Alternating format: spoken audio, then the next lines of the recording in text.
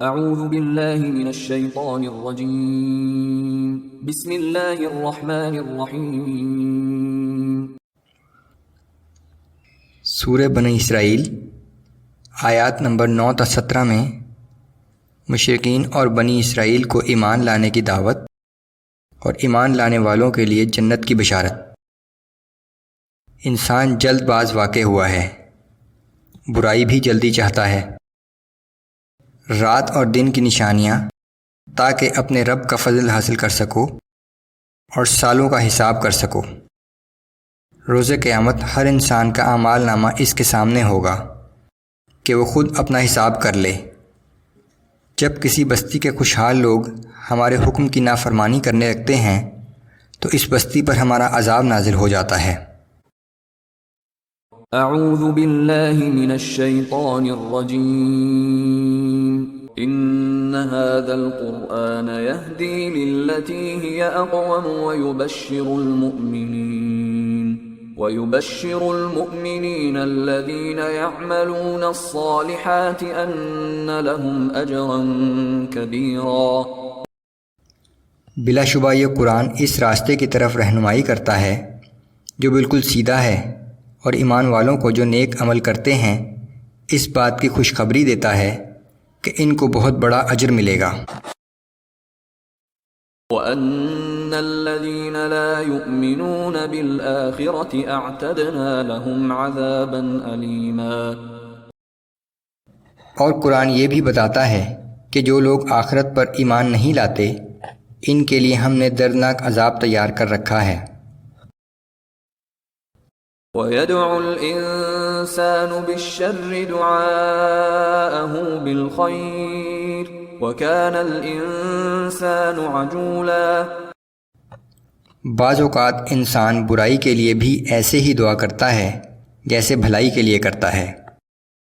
دراصل انسان بڑا جلد باز واقع ہوا ہے۔ انسان کو نہیں معلوم ہوتا کہ جس چیز کے لیے وہ دعا مانگ رہا ہے وہ اس کے لیے بھلائی نہیں بلکہ نقصان دہ چیز ہے۔ وَجَعَلْنَا اللَّيْلَ وَالنَّهَارَ آيَتَيْنِ فَمَحَوْنَا آيَةَ اللَّيْلِ وَجَعَلْنَا آيَةَ النَّهَارِ مُبْصِرَةً لِتَبْتَغُوا فَضْلًا مِّن رَّبِّكُمْ وَلِتَعْلَمُوا عَدَدَ السِّنِينَ وَالْحِسَابَ۔ ہم نے رات اور دن کو دو نشانیاں بنایا ہے، پھر رات کی نشانی کو تو ہم نے تاریک بنایا اور دن کی نشانی کو روشن اور دیکھنے کا ذریعہ بنایا تاکہ تم دن میں اپنے پروردگار کا فضل تلاش کر سکو، اور یہ رات اور دن اس لیے بھی ہیں کہ تم برسوں کا شمار اور حساب معلوم کر سکو۔ وَكُلَّ شَيْءٍ فَصَّلْنَاهُ تَفْصِيلًا۔ اور ہم نے ہر چیز کو خوب تفصیل کے ساتھ بیان کر دیا ہے۔ وَكُلَّ إِنسَانٍ أَلْزَمْنَاهُ طَائِرَهُ فِي عُنُقِهِ۔ اور ہم نے ہر انسان کا اعمال نامہ اس کی گردن کے ساتھ لٹکا رکھا ہے۔ وَنُخْرِجُ لَهُ يَوْمَ الْقِيَامَةِ كِتَابًا يَلْقَاهُ مَنشُورًا۔ اور قیامت کے دن ہم یہ اعمال نامہ نکالیں گے جسے وہ اپنے سامنے کھلی ہوئی کتاب کی طرح پائے گا۔ اقرأ كتابك كفى بنفسك اليوم عليك حسيبا۔ اس سے کہا جائے گا کہ تو اپنا اعمال نامہ پڑھ لے، آج اپنی ذات کا حساب کرنے کے لیے تو خود ہی کافی ہے۔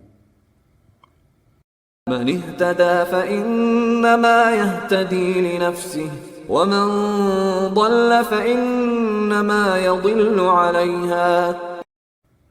جس شخص نے ہدایت قبول کی تو اس کا فائدہ اسی کو ہے، اور جو گمراہ ہوا تو اس گمراہی کا نقصان بھی اسی کو ہوگا۔ وَلَا تَزِرُ وَازِرَةٌ وِزْرَ أُخْرَى۔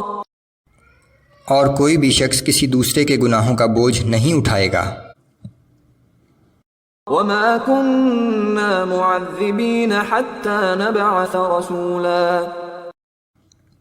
ہم کسی قوم کو اس وقت تک سزا نہیں دیتے جب تک حق و باطل کا فرق سمجھانے کے لیے وہاں اپنا رسول نہ بھیج دیں۔ وَإِذَا أَرَدْنَا أَن نُهْلِكَ قَرْيَةً أَمَرْنَا مُتْرَ فِيهَا فَفَسَقُوا فِيهَا فَحَقَّ عَلَيْهَا الْقَوْلُ فَدَمَّرْنَاهَا تَدْمِيرًا۔